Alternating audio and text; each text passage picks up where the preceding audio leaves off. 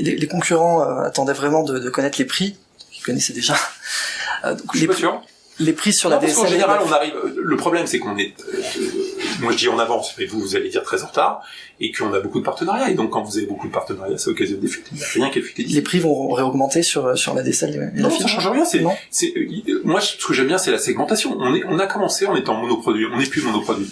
Donc, on a une segmentation de produits d'entrée de gamme, de produits de moyen de gamme et de produits d'haut de gamme. Et on vit avec cette segmentation de manière assez tranquille, parce qu'il en faut pour tous les goûts. Parce qu'il y a des gens qui veulent. Box au même prix maintenant.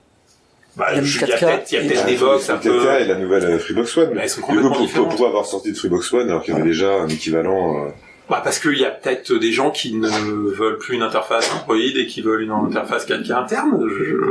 Ça fait partie des demandes. Parce que ça n'a pas trop marché, la Freebox 4K. Si, ça marche bien, mais si tu veux, Si vous la remplacez, c'est peut-être que...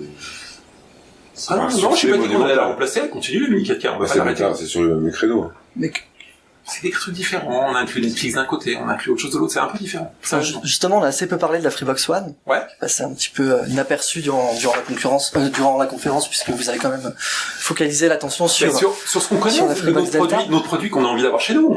J'accepte qu'on soit des privilégiés qui auront la chance de l'avoir ou qui avons la chance de l'avoir déjà. Mais ça fait partie de notre sujet. Nous, c'est ce que l'on aime, c'est cette box qu'on a, notre vraie Freebox. C'est celle-là. Ouais. C'est la Freebox d'État. Oui.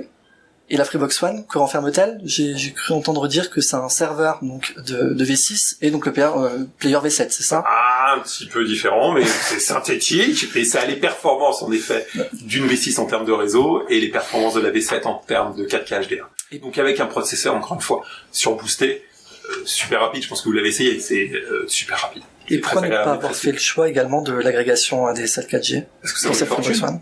Ça coûte une fortune. À qui? Ah bah nous.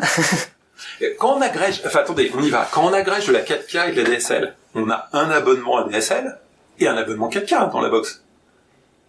4G. 4G, 4G, un abonnement DSL. On a les deux. Donc on met les deux technologies, on met des SIM et on utilise le réseau des deux côtés qu'il faut rémunérer. Synthétiquement, quand vous me dites l'abonnement il vaut 49,99, si vous êtes en zone DSL, vous allez avoir à la fois du DSL et à la fois de la 4G. C'est pas délirant. Parce qu'on a mélangé ces deux technos et qu'on a apporté ces deux technos. Ça correspond pas à tout le monde. Mais on fait ça et on fait ce choix. À partir du moment où on intégrerait ça dans une autre box, on reviendrait à des prix qui sont colossaux.